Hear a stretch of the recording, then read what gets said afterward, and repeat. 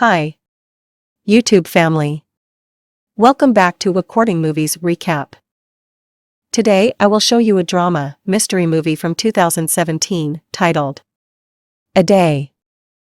On a plane flying back to Korea, famous Dr. Kim Jun-young is asked by the flight attendant to sign her magazine, which has his picture on the cover. Jun-young's co-worker, Young-sun, encourages him to do so, and even takes a photo of them together. After the flight attendant is gone, Young-sun reminds Jun-young that they're running out of donations, and this is good publicity. Half an hour later, when their plane lands, Jun-young checks his phone and notices his daughter Eun-young hasn't answered a single one of his texts.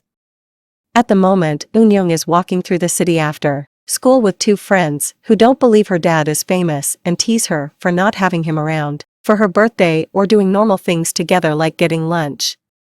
This puts her in a bad mood, so when she sees her dad is trying to call her, she ignores him. Back in the airport, Young-sun is frustrated because Jun-young insists on being humble and not taking advantage of his fame. He had turned down the business class tickets the UN had offered him, and now he refuses to go out through the VIP gate. On their way out through the regular gates, they hear a mother calling for help for her child, and Jun-young doesn't hesitate to go to them. In just a couple of seconds, he saves the boy's life by helping him cough out the candy that had gotten stuck in his throat. He doesn't stay behind for pictures, he just rushes out while trying to call his daughter again, to no avail. He's getting desperate, so Young-sun helps him by giving him a bag of chocolates and candy for him to gift Eun-young before asking him to solve things with both his daughter and their business. Jun-young is confused by this statement until he sees what is waiting for them at the gate, a group of reporters. Young-sun has organized a small press conference without telling Jun-young, because he knew he would say no. The airport gives him a small area where he can talk to the reporters about his work with the UN for the last 3 years. The news of his arrival appears on most channels, even the one currently on the TV at the arcade Eun-young and her friends have gone to. Now they believe her dad is famous, and she allows herself to look proud of him, until Jun-young mentions that her getting sick 3 years ago was the inspiration for him to do voluntary work, and Young-sun cuts to clarify Eun-young is healthy now, just a little bit temperamental. This embarrasses her in front of her friends and puts her in a bad mood again. After the press conference is over, Jun-young finally gets a text from his daughter telling him off for embarrassing her and making him promise he'll be on time to meet her or she'll leave. Jun-young improves her mood a bit by promising her lots of gifts and punctuality. Jun-young gets in his car and drives away to meet his daughter, only finding a small delay when he goes through the toll booths and the clerk drops his change, so she has to count it again. He almost makes it in time, but when he's nearby the area he was going to meet Eun-young at, he sees a crash has occurred, so he stops to help. The car involved in the accident is a taxi, and Jun-young gently takes the driver out before checking on the passenger, a woman that sadly is already dead.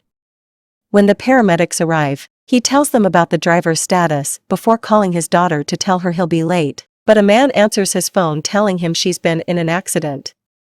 It's then that Jun-young realizes that the person the cab has run over is Eun-young.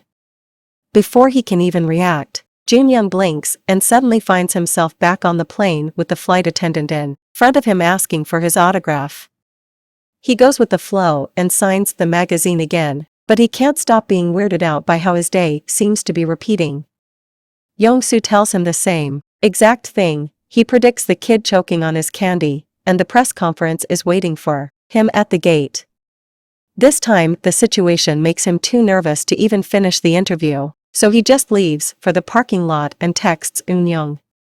He tries to convince her to let him pick her up, but she turns him down and tells him to meet him at the usual place. He begins driving while trying to call her, but she won't answer, so by the time he makes it to the toll booth, he's too anxious to wait for his change when the clerk drops it and leaves without it. Sadly, by the time he makes it to the scene of the accident, he's too late. Eun-young is already dead. As Jun-young drops to his knees in front of her, the day resets again. This time, he isn't patient. He runs out of the regular gate hallway, taking the boy's candy with him, and he takes the VIP gate to get to the parking lot without seeing the reporters. He texts Eun-young and tells her they must cancel their meeting, which prompts her to call him and express how much she hates him being a distant father.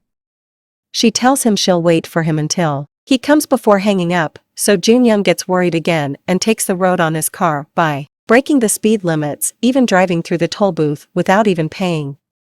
In his hurry, he takes a one-way street and gets stuck in front of a car coming from the opposite direction. By the time he manages to leave, he's late again. The day resets once more, and this time, Jun-young leaves the airport driving like a madman. Now he knows to avoid the one-way street, but he ends up crashing into an alley and having to make his way to the scene of the accident on foot, so he's late again.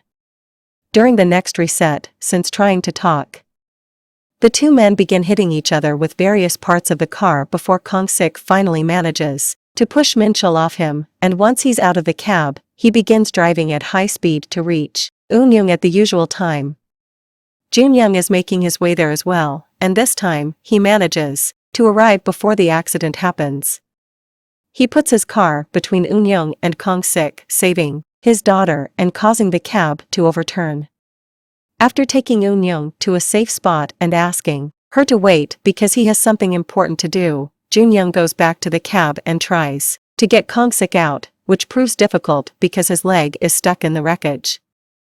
Kong-sik can't understand why he's trying to save him, so Jun-young explains that the day resets with his death, which means the loop was created by Haru, who lives within Eun-young, to save his dad.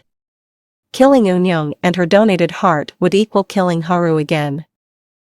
At that moment, a furious Min-chul arrives in his ambulance, so Jun-young hurries up and drags Kong-sik out of the cab before Min-chul crashes against it. Still not wanting to give up, Min-chul grabs his knife and approaches Kong-sik, but Jun-young jumps on him and tries to stop him. In their struggle, Min-chul accidentally stabs Jun-young, who still insists Kong-sik shouldn't be killed even he dies like this, because it means his daughter, Mi-kyung, and her baby get to live. Meanwhile, Kong-sik sees Eun-young nearby, and with Jun-young's words still echoing in his mind, he comes closer as he remembers how the girl had talked to him while he was in the hospital and asked him to survive because Haru lived in her. Finally seeing his son in her, Kong-sik hugs her, and when he notices the car behind them catching to wait for his wife outside the obstetrician's office, and after apologizing for his behavior, he tells her he wants to have the baby.